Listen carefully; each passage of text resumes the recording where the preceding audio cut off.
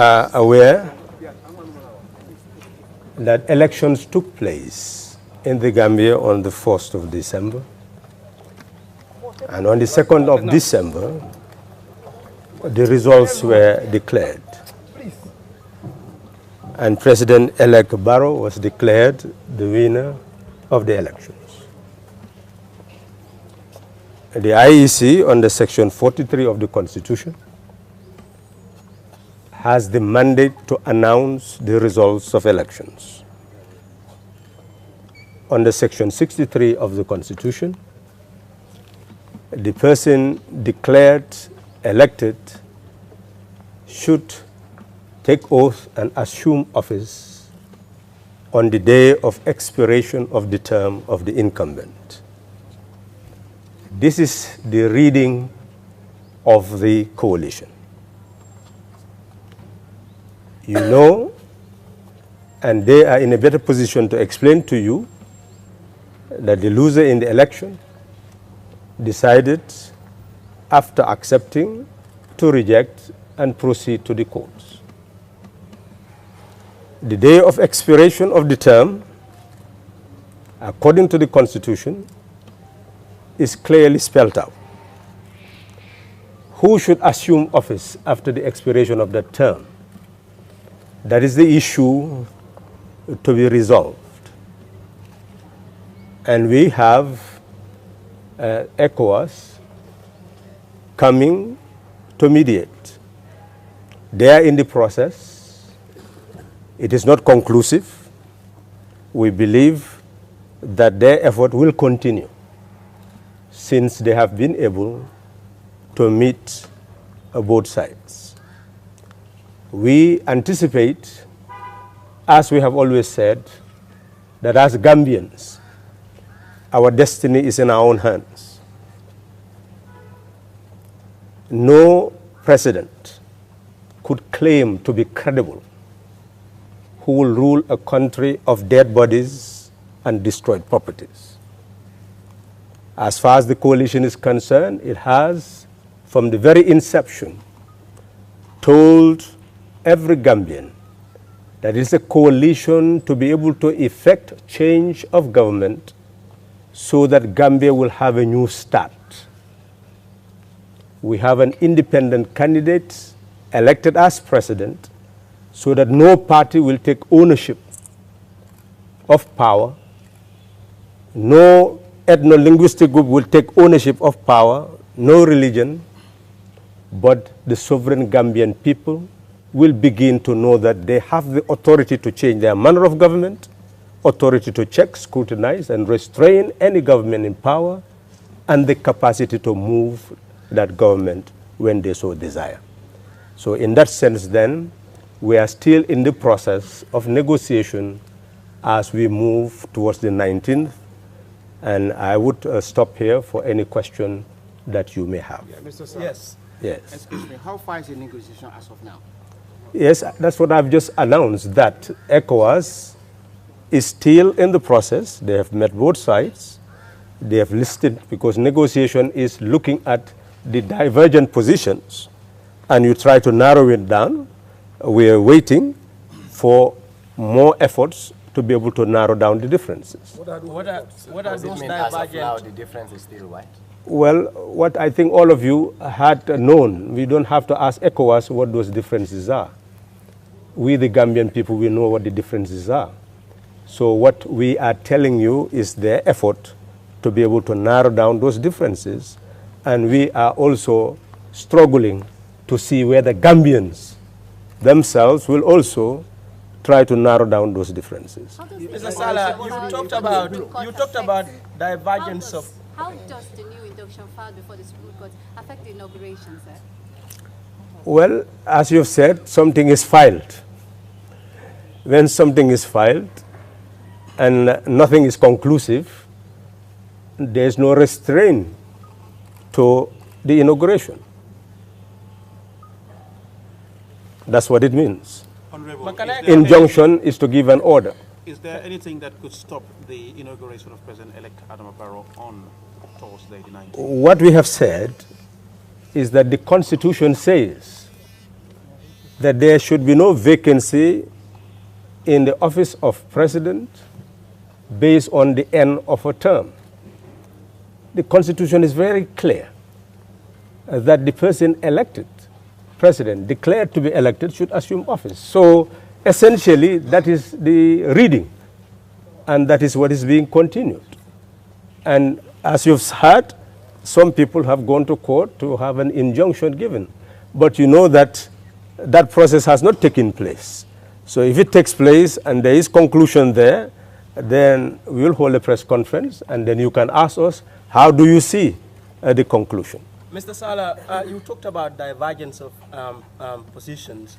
What can you summarize for us? What are the key points discussed or the conditions put on the table? That's what I'm saying, that we do not know what ECOWAS would discuss with each side. They are mediators, and they will not go and tell you because they are not laying conditions on people. It is our position, and this is the position we have said, that the position of the coalition is that we decided to participate in elections because we are the Gambian people, and we have a right to be elected or to elect. So we participated in the elections, knowing exactly what we are entitled to. What the president-elect is entitled to is, after the results, to head towards being sworn in as president. But you talked about, you said that the talks will continue, but what are the chances? Because we have just a few days away from the inauguration. We cannot speculate on talks, because talks means speaking to both sides and narrowing differences. So that is something that we cannot predict. We can simply say, let them continue the initiative, because the Gambian people... What are your expectations then? Well, the expectation is that the Gambian people and the international community will not sit and wait and preside over a country that is destroyed by war, destroyed in terms of property, destroyed by human beings, and human beings suffering. How will they avoid that? Well, that's why there is talk, there is negotiation. Is there a chance of that happening? And we have, well, this is what I'm saying. Do you want us to speculate? We cannot speculate. We are saying concrete things have been done. ECOWAS is here. Now, what form will the... Well, ECOWAS is here.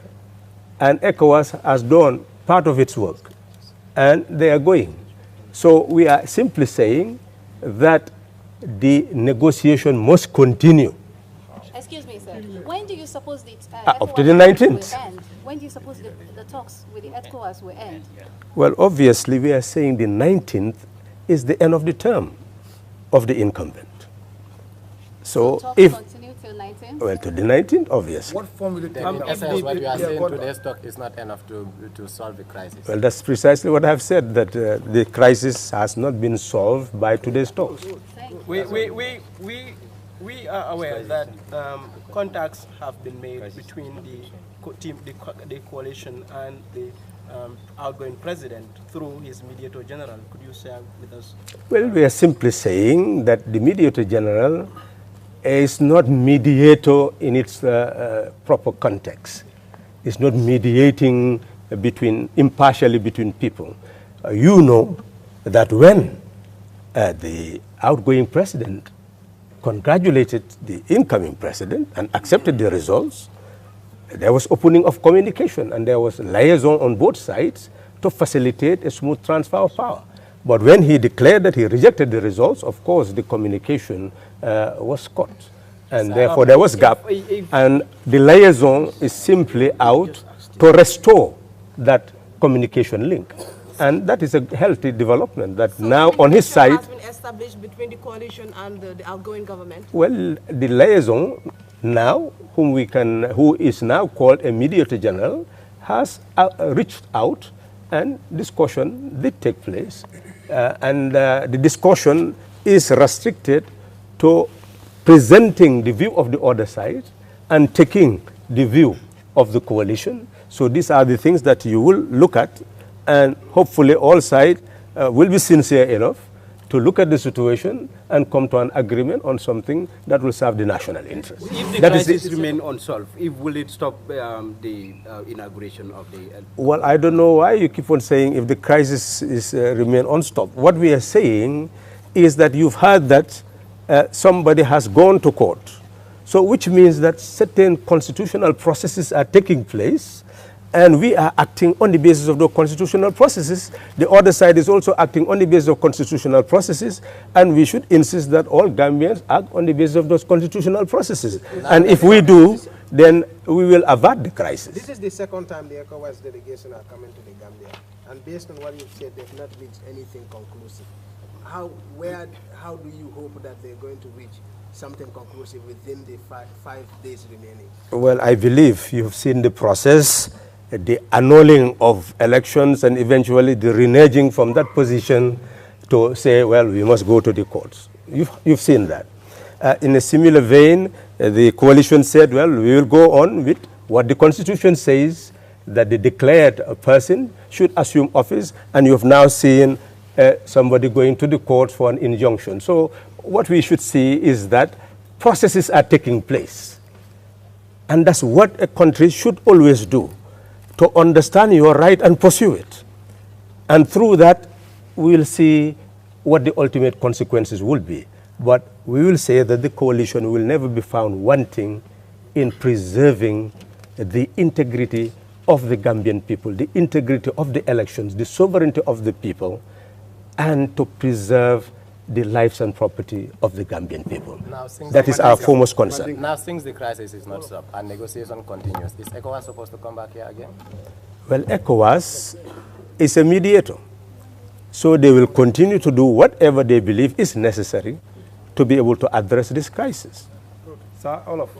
Mr. Sallah, Mr. Sallah. Last question. Last question. Mr. Sallah, I want to believe that you understand that right now Gambians are, if I can say, displaced in our own country. So what will be your message to the Gambian populace right now at this present time when we have looking at 5 days towards January 19th?